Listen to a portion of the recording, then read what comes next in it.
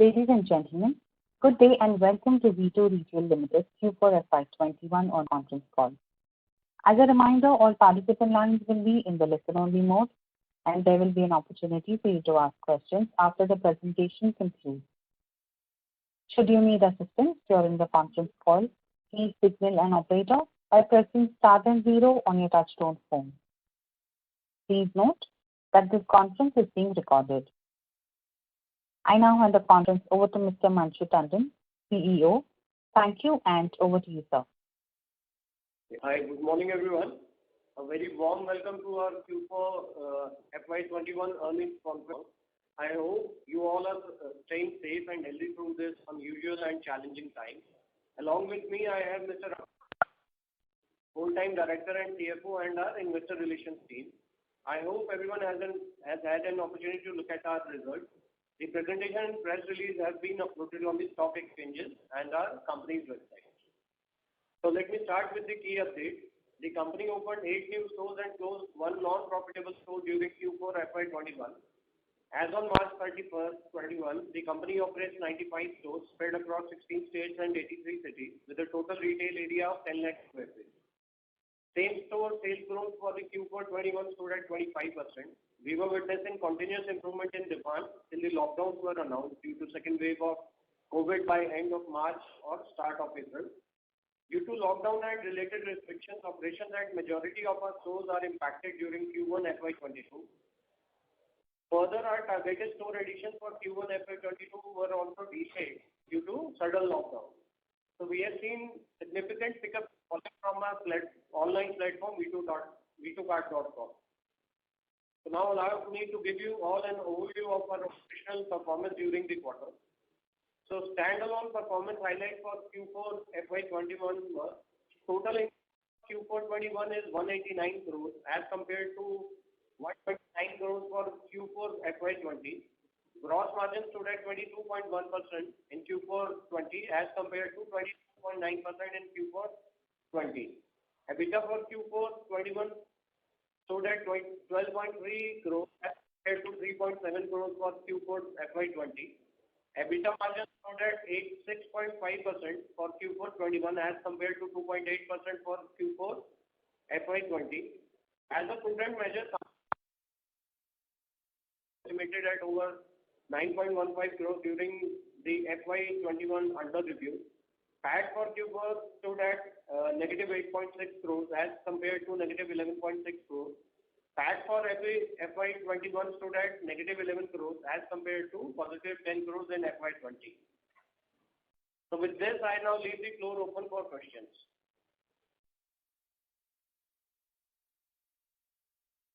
Thank you very much. We will now begin the question and answer session. Anyone who wishes to ask a question may press star and 1 on their touchtone telephone. If you wish to remove yourself from the question queue, you may press star and 2. Participants are requested to use handsets while asking a question. Ladies and gentlemen, we will wait for a moment while the question queue assembles.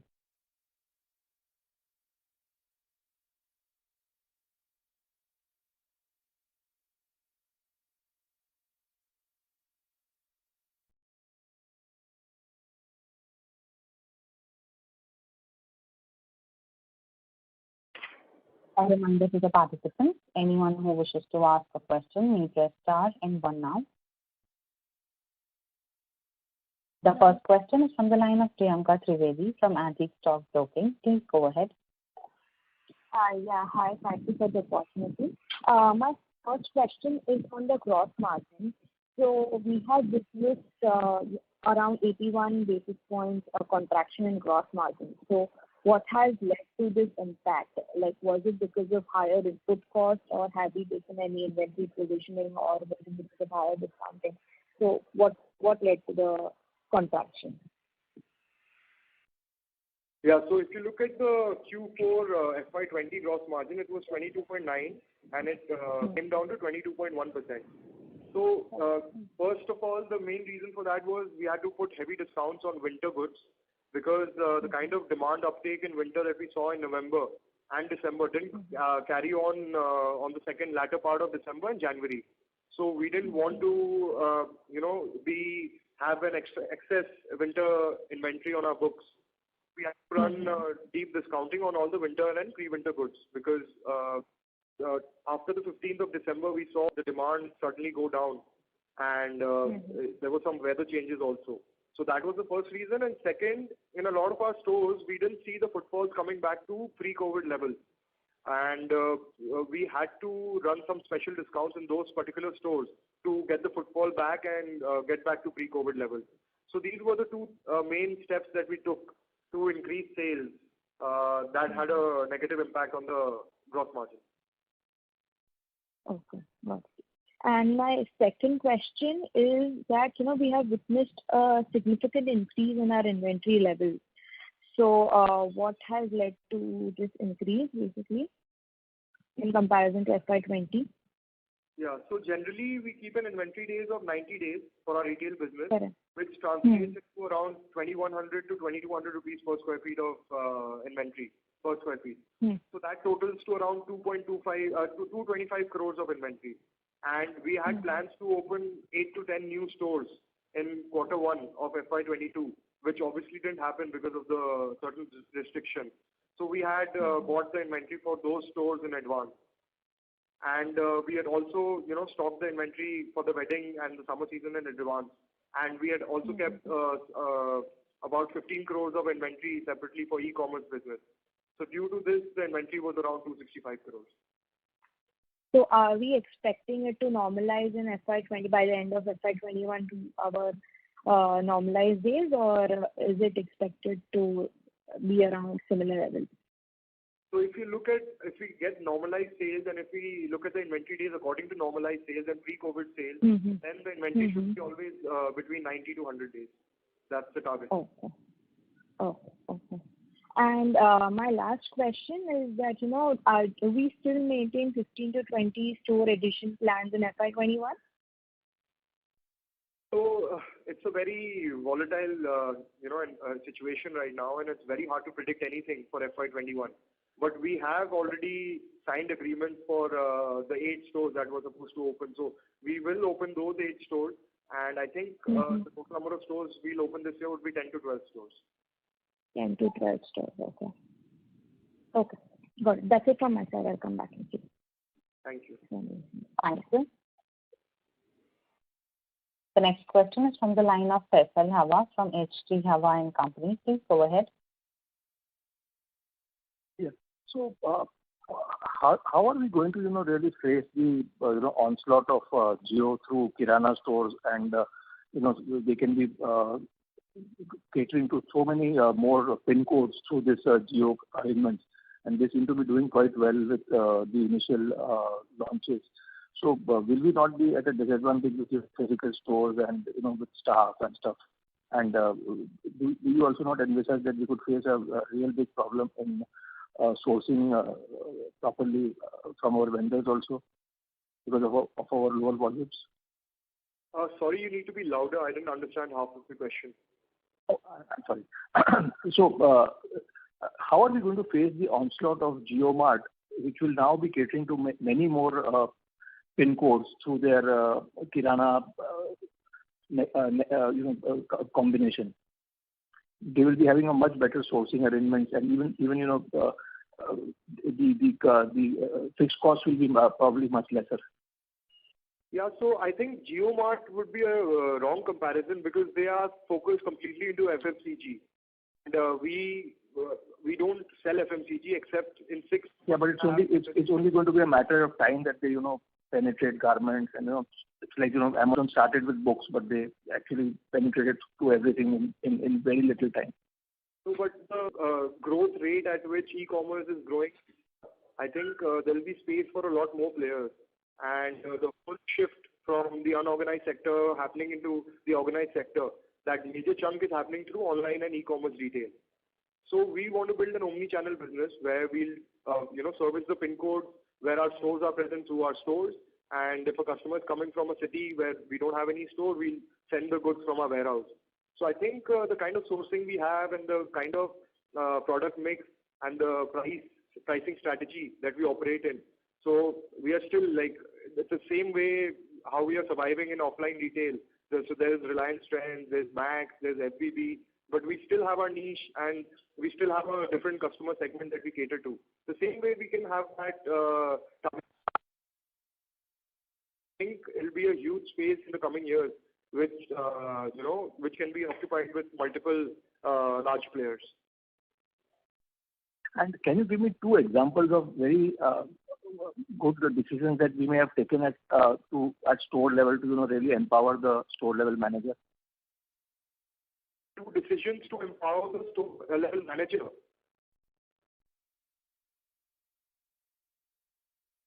Did I hear that right? Yes, absolutely. Yeah, so one of the biggest things that we undertook, and we drove that across all our stores was liquidation of old aging inventory, because we felt that the space that it takes is a huge opportunity cost, because another article or another design could go in the same space and sell within 15 days. So what we have taken in a big way is liquidation of old inventory. So we have built a system where the store manager can raise the request for any article or any design or any color that is not selling well at his store, and then get approval within 48 hours. And that is why we don't have any special end of season sale. Whenever you walk into a V2 sale, we have a designated area for a discounted article. So there's a much better churning of inventory. So I would say the percentage of inventory that was 1 year old, maybe 1 year back at our stores, has drastically come down this year, which helps us get better per square feet sales. Okay, thank you, sir. Thank you. A reminder to the participants, anyone who wishes to ask a question may press star and one now. The next question is from the line of Himanshu Shah from Dolat Capital. Please go ahead. Hello. Hi, Himanshu. Yeah, hi. Thanks for the opportunity. Sir, our consolidated PBT loss is higher than our standalone loss. So is it due to the losses in the manufacturing subsidiary that we have created? Yes. In the consolidated, I think the difference is 1.5 crores. That is for the V2S, the subsidiary. So the manufacturing operation loss is only 1.5 crore, because I was going through presentation and PBT loss, probably the difference was somewhere around 18-20 crore.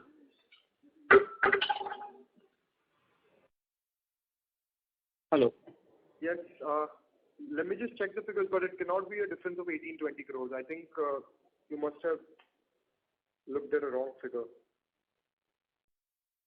Because it's showing 33 crore PBT loss for FY21 in console, and in standalone it is showing PBT loss of 13 crore. So you're talking about Ind AS figures, right? No, I'm comparing, sir, post-Ind AS figure live. Okay. From the presentation. Just give me a second.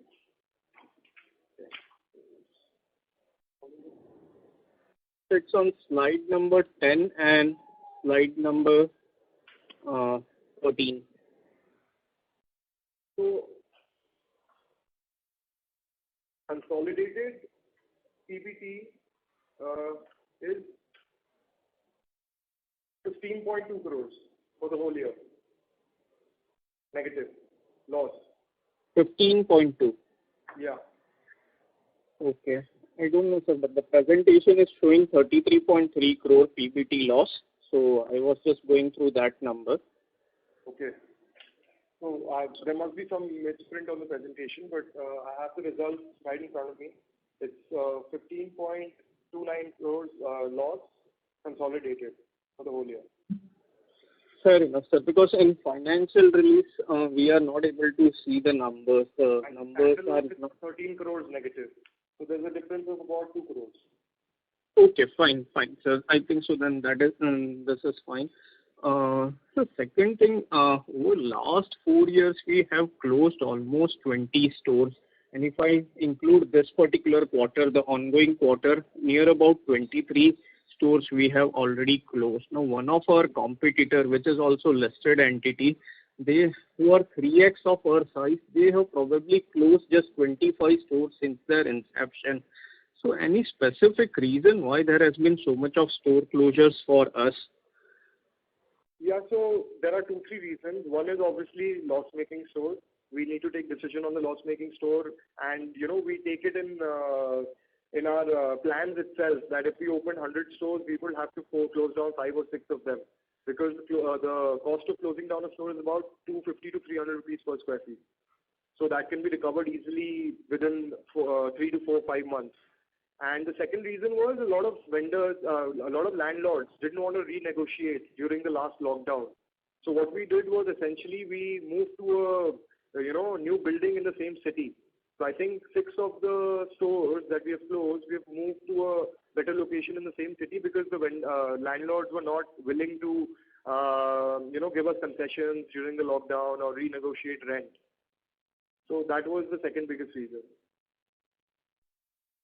Okay. Fair enough, sir. Thank you. That's it from my side. Thank you. Thank you.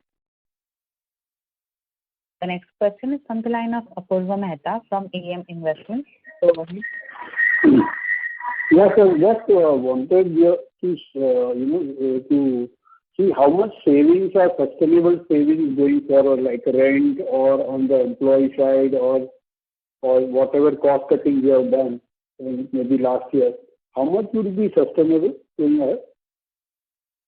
So all the concessions and the benefits that we got was only agreed upon till March of this year. So we are renegotiating rent with landlords on about 50% of the locations. We've already been able to do that. But lockdown was much more extended last year. So I think this year we'll see the expenses normalize to about 170 to 175 rupees per square feet. None of those concessions have been carried forward to this year. Okay. And what is the normalized gross margin we would be doing for the yearly basis if we want to just ballpark our figures for next 2-3 years, and any scope of expansion in that?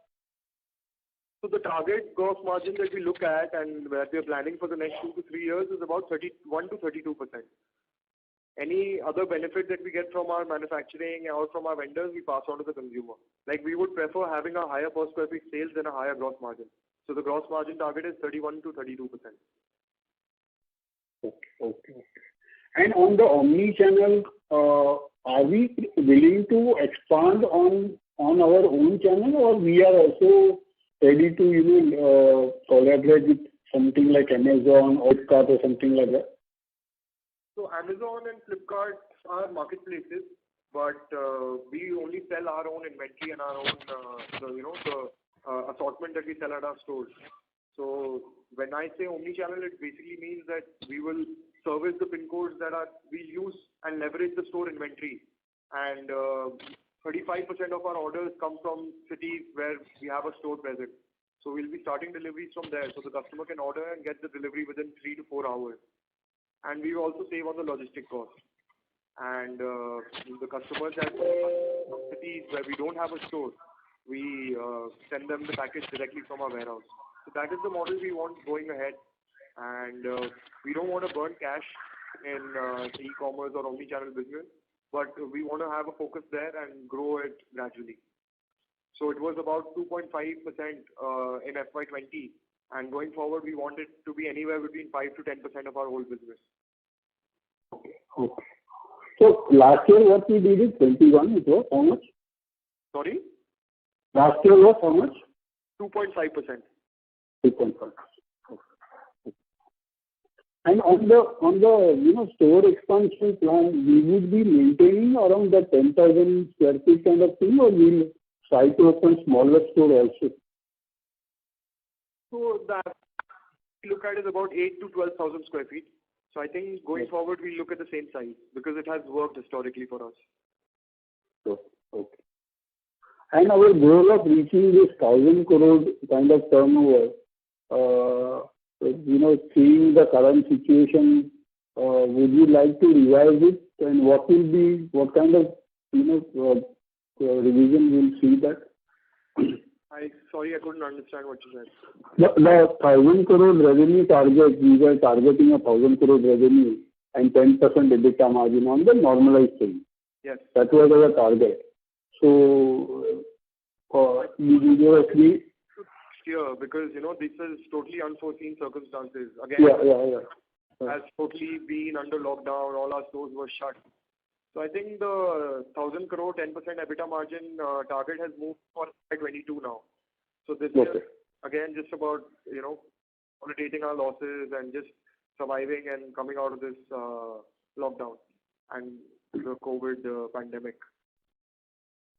So how was this April and, maybe June? Can you throw some light? How was the, footfall and even how many stores are open now? Some color on the quarter one kind of thing. Yeah, so basically about 70 of our stores are opened, and we are seeing the sales ranging from about 40% to 70% already in those stores. So what we are foreseeing is from September, we can see the sales come back to the pre-COVID level. So we are betting big on Q3 because Q1 was, down the drain for us, and we just want to have a good Q3. That's what we're planning for. But it's very encouraging, the kind of footfalls and sales that we have seen recovering already in June. So I think by September, we should see the sales go back to the pre-COVID levels. Okay. Yeah, thanks a lot and wish you all the best. Thank you. Thank you. The next question is from the line of VC Rajesh from Banyan Capital. Please go ahead. Hi, thanks for the opportunity. So Akash, my first question was regarding the e-commerce. Have you seen an uptick in the last 3 months since the stores were not open? So if you can just give some comment on that.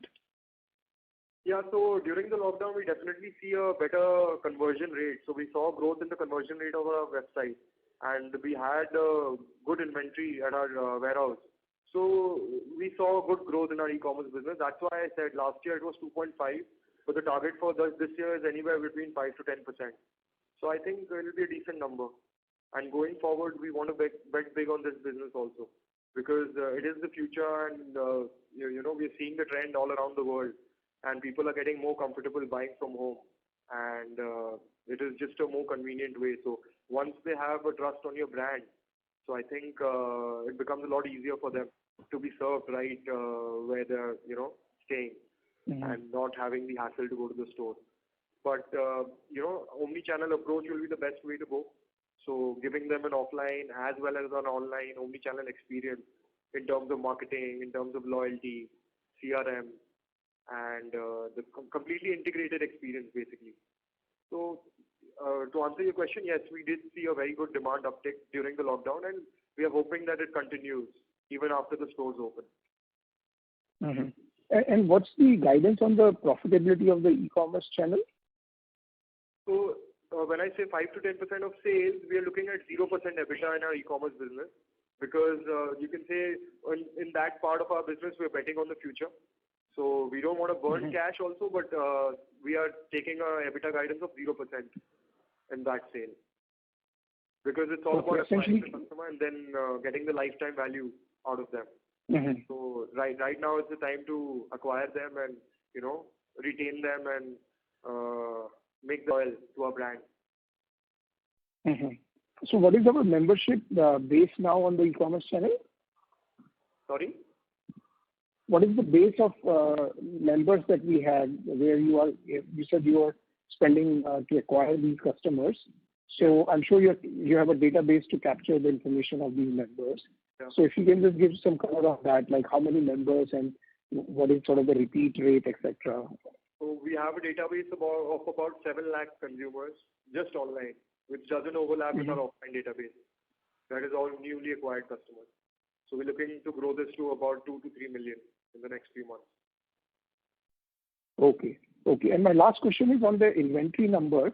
In the standalone, the figure is 265 crores, but in the console, it is around 300 crores, so delta of about 35 crores. Can you just comment on that? Is that just for e-commerce or is it something else? No, that is the inventory of the subsidiary. So basically, the sales contribution of our subsidiary right now in our retail business is about 10%. So we want to increase it to 20%. So the sales target for the subsidiary is about 100 crores.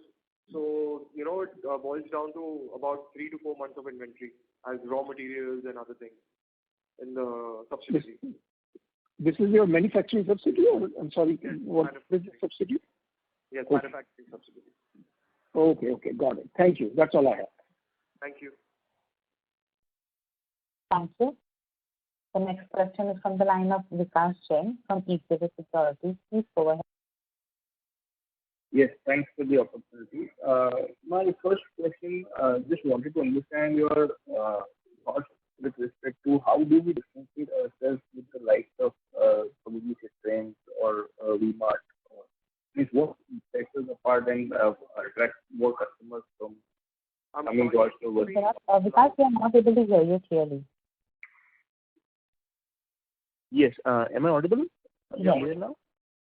Yes. So my question was just on understanding the philosophy as to how do we look at the competition, how do we look ourselves with respect versus competition like Trends or a V-Mart, what attracts customers to our store versus the end of a competition? Is it like a price point, product mix, any colors on that? So you took two names there. If you talk about Trends, I think their average selling price is about 70 to 80% higher than our average selling price. So there's a very small overlap in the kind of customers that we both cater to. But V-Mart is a direct competitor and it's in a very similar space. But when you ask like what attracts the customer, I would say as the middle class in India is booming, everyone has more disposable income. So for the first thing that they will apparel. So I think value fashion is going to be a very, very big space, and it's all about who is able to establish their brand and who has a better assortment and who's able to get into the minds of the consumers better. So it's going to be such a huge segment that it can easily have multiple big and medium level players. Because everybody, because of globalization, internet penetration, everybody wants to look good. So it's like fashion is a huge thing. It depends on personality. It's all about how you perceive yourself and how others perceive you. So I think apparel and fashion plays a big role in that. And as aspirations of people are going up, so we want to be a prominent player in that space. So right now, I would say we haven't been able to create much big differentiation with the direct competitors that we have. But the plan is in the next 2 to 3 years to create a space where V2 stands out and we have a competitive advantage, and we can deliver better numbers than them. Right. So just one more question on the store expansion front. You talked about the new store that we are planning to add. Will that be on the existing geographies, or we are planning to further expand and penetrate into new markets? No, all of them are in existing geographies that we are already present in, and our stores already do well in. So that helps us with marketing, transportation, and a lot of other synergies. So we're not going into new geographies or new regions. All of the stores are in clusters that we're already present in. Correct. And just one last question, sir. We have seen a spectacular performance in this 4Q. As we mentioned, V-Mart as a direct competition, the performance of V-Mart was quite muted with respect to, whereas we saw 25% year-on-year growth. Any specific reason would you like to attribute this to? That 25% is a leading figure because last year the lockdown started around 18th of March. So this year, we got the full 90-day sale. So I wouldn't say that, but even if you remove those 14, 15 days, we saw a positive SSG. But I think we took a lot of steps that we spoke about last year, and that had a positive impact on the footfalls and the sales and the conversion that we saw at the store level. So I think we had good plans for this year as well, but again, COVID spoiled it. But we are hopeful and we are very positive and looking at the sales that we've already started getting with the stores that have been opening, even with restrictions about closing at 6 p.m. or opening on alternate days. So it means that the consumers are coming back to the stores. So I'm hoping that the rest of the 9 months of this year can be good. Sure. And just one last question, if I can punch in. So what are the store level EBITDA margins that we make on an average? So if you talk about pre-COVID levels, the company level EBITDA margin that we made was about 7-8%, and the store level EBITDA margin that we made was about 13-14%. Sure. Okay, understood. Thank you, sir. Thanks for answering the question. Thank you. The next question is from the line of Piyush Khandelwal from BOI AXA Mutual Fund. Please go ahead. Yeah, hi. Thanks for the opportunity. So my question has been answered, but just to understand a little better on the demand scenario, since we cater to the non-metro cities where the impact of second wave is higher versus last year, so as you mentioned, I mean, the footfalls have increased. So the number that you mentioned about 14 to 17% is respect to what? So some stores we have seen 40% sales, some stores we have seen 60% sales, and we have seen the sales coming back up to 70%. So it depends on the region. Like a lot of regions have more restrictions. So there the sales are almost half of pre-COVID levels. And a lot of places the sales have almost recovered to 70-75% of pre-COVID levels. That's what I meant by 40 to 70%. So I mean, sir, the impact is little less as what was predicted. In the second wave, according to you. I wouldn't say that. Like the stores being shut since for almost 65-70 days, that impacts a lot. But all I meant was last year the lockdown was extended. So I think the opening up and started happening at around July end.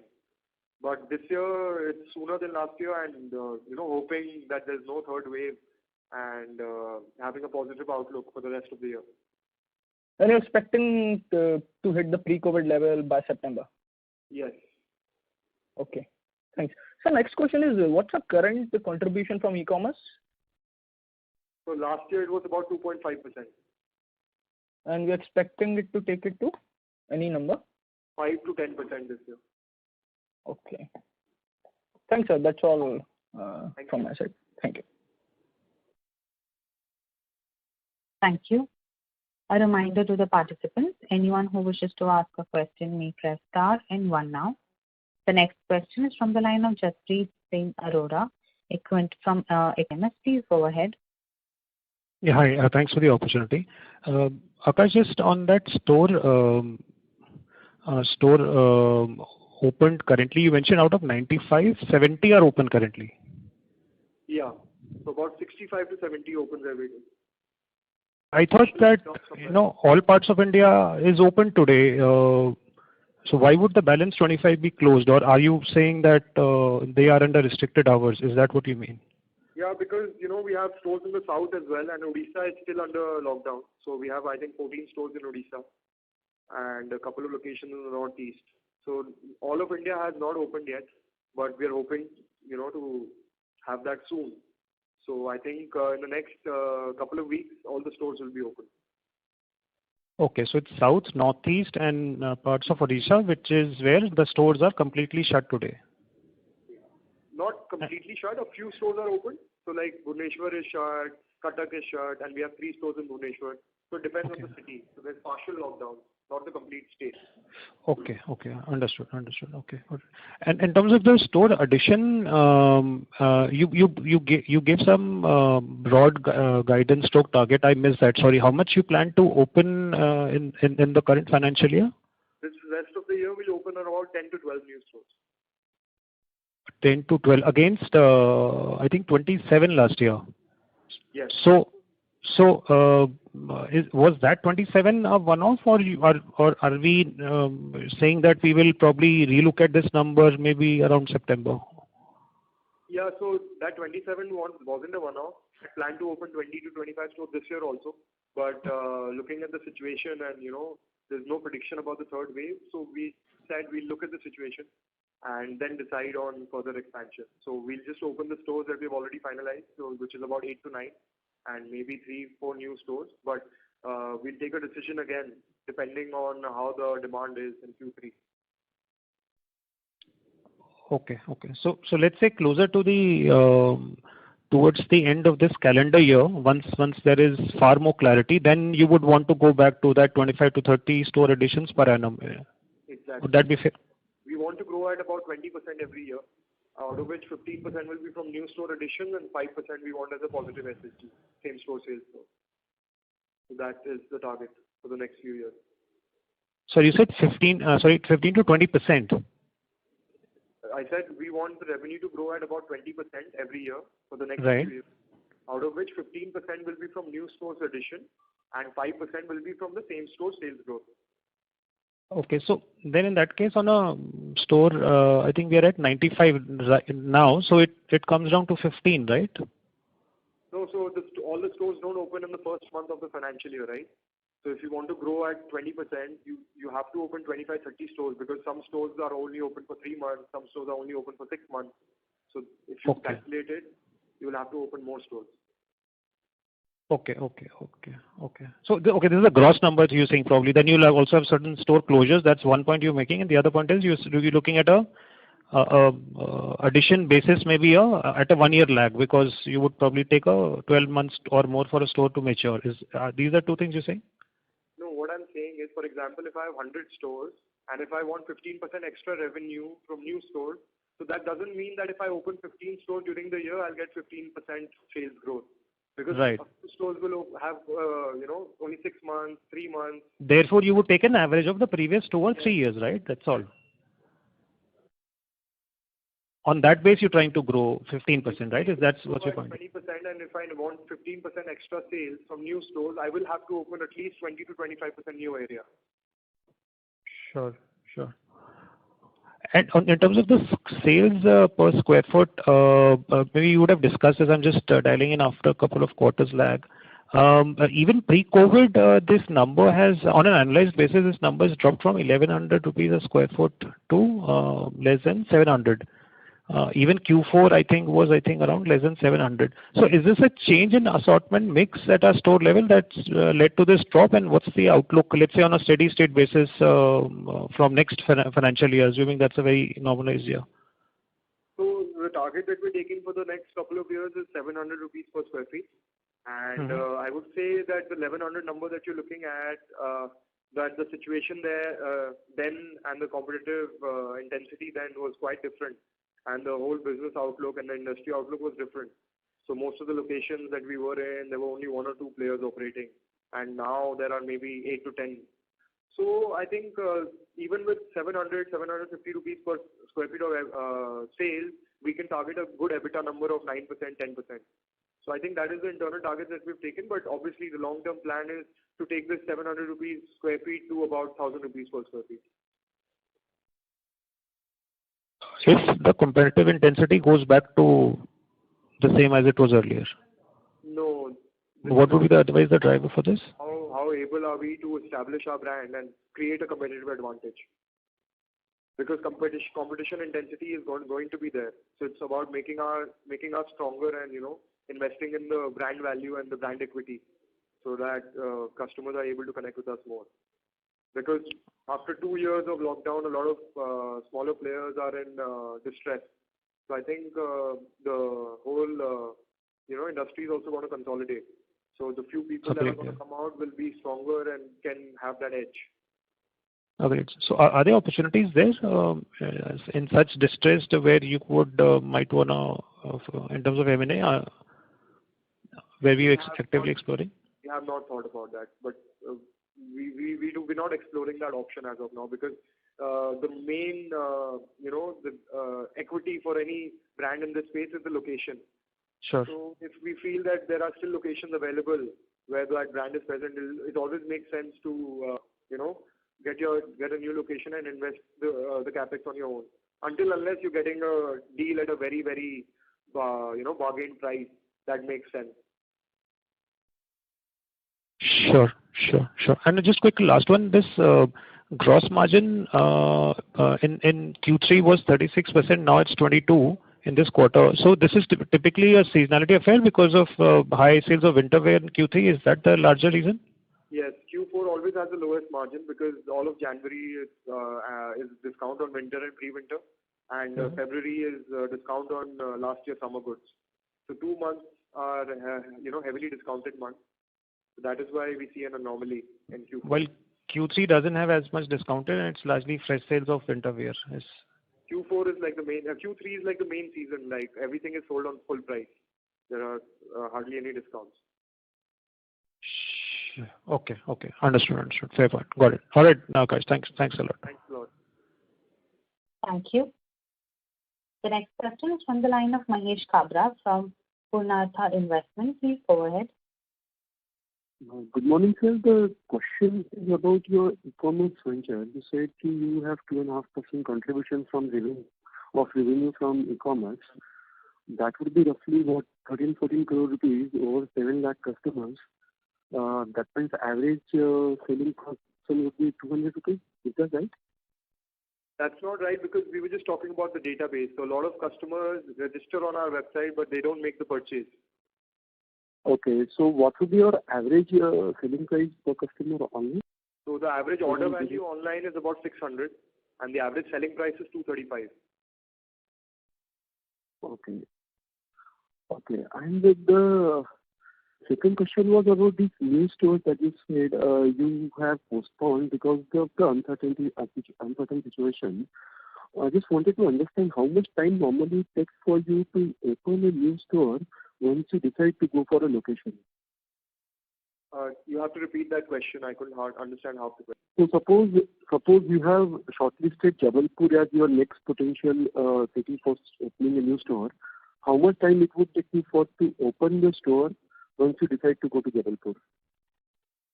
So the turnaround time is about 90 days, but it depends, like if it's a BTS, like build to suit, or is it a raw building.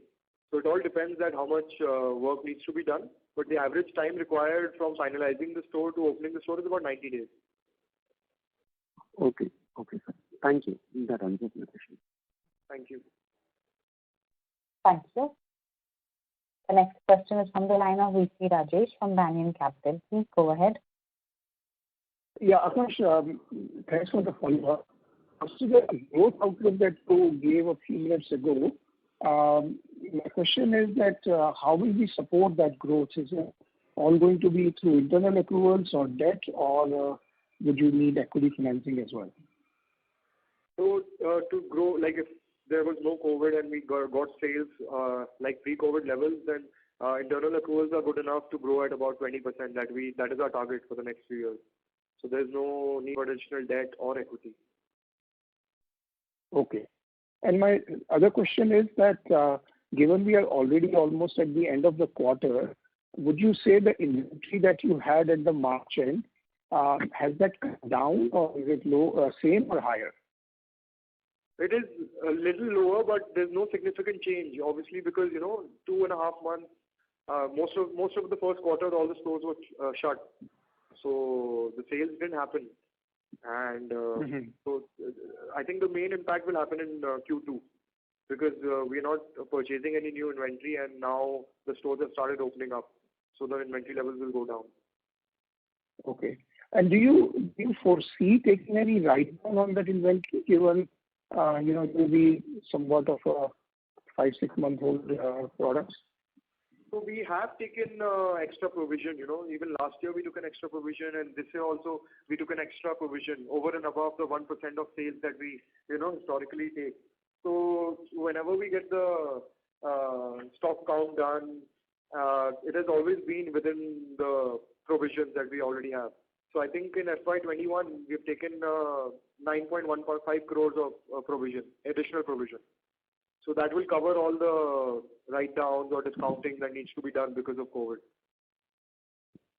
So you're saying as of now, because of a bad Q1, you don't expect any write-downs in the inventory, aside from your usual 1%?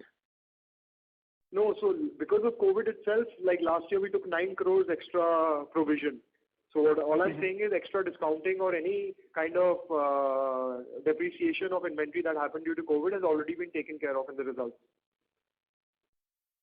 Okay, so that's what I'm saying. So this year we are not expecting anything for the Q1, stores not being open?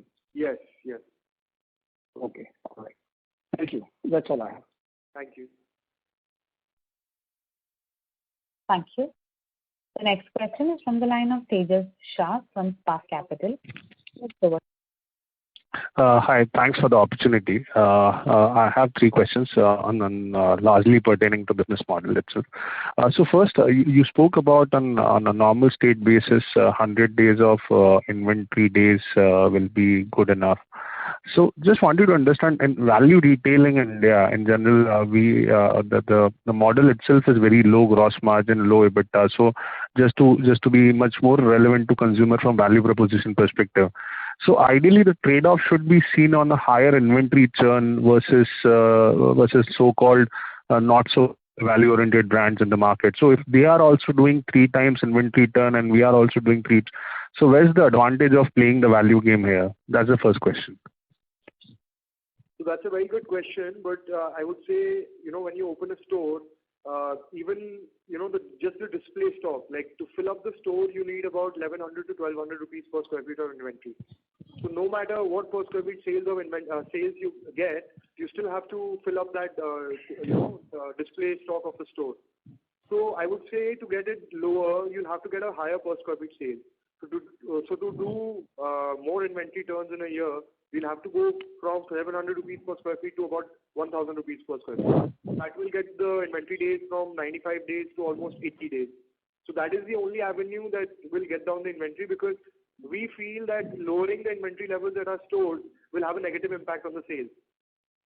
Whereas, the additional cost of carrying that inventory is just the interest cost on the paid inventory, because half of it is paid off by the credit terms that we get from our vendors. Sure.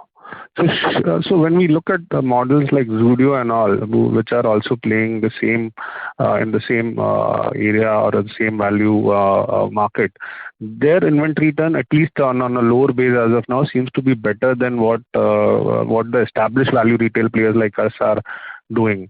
So is there any change in the model, or is it just the curve plays out like that initially you will have a good area, good locations, and your turns will be better, and as you normalize and you scale, that number will come down? So I think Zudio's per square feet sale is more than 1000 rupees per square feet. So I think that is one of the big reasons why the inventory turns would be higher. But I would say it's not just that, the initial stores will do well and then the subsequent stores will not do well. So like I said earlier, without the competition intensity, it was easy. But now, obviously, you'll have to create some sort of advantage against your competitors so that the customers prefer you over them. So I think in the value segment, no one has yet come out as a market leader where they can say that, whenever they have the store, they get a higher per square feet sale than the peers. So I think everyone's working on that, and that is what is going to differentiate you with the competition, and that is what is going to get you to the 1000 rupees per square feet sales mark, and that is what is going to get your inventory days down. So I think that is a journey. Sure. 1000 rupees is per month you are talking about, right? Yeah, 1000 rupees per month. Okay. Second, obviously Zudio model has also an advantage of that they are totally private label. So does that changes the equation in our favor, and what's your thought on going that path on private label for us? So the current private label contribution in our business is about 35%, and we want to grow it to about 60-70% in the next 2 to 3 years. But I don't think like private labels get your sales per square feet up or it gets you a better inventory turn. Because until unless you build a brand, the customer is just coming to your store to get a value product at the best price. So it's more than the private label, it's about assortment. Like even if I have a good assortment in my vendor's label, it will still sell better than if I don't have a good design in my private label. So like I said, for better per square feet sales, it's not about private label. Private label can be about exclusivity or brand reach or brand equity. But for better per square feet sales, it's all about having the right size at the store, understanding the customer's buying behavior and what colors they're liking, what fits they're liking, and implementing it at the store level. So it's getting down to that detail. Sure. No, I meant perhaps private label compromises or at least compensates on margin level, gross margin, because you don't have third party vendors or even if you have third party vendors, the whole brand control is under you. So I meant from that perspective that not it pushes up your revenue per square feet perhaps, but it gives you much more control on inventory and margins to play around with. So, we mostly work with manufacturers itself. So even the products that we are not getting on private label, we are sourcing at the lowest cost. That is why we are able to, sell at the current ASPs that we are selling at. So I wouldn't say that there's a huge margin, like if we move it to a private label, we wouldn't save on a lot of cost.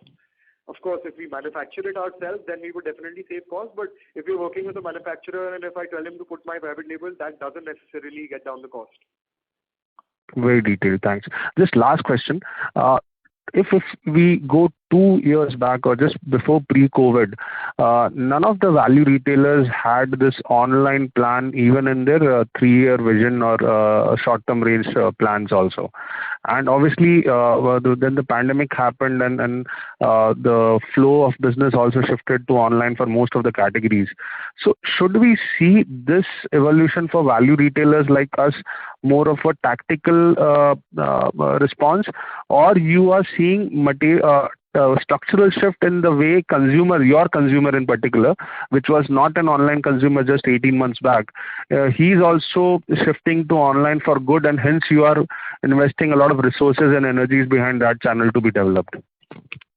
I would say definitely there's a structural change, and you can see that by the examples of Shein and the other players around the world.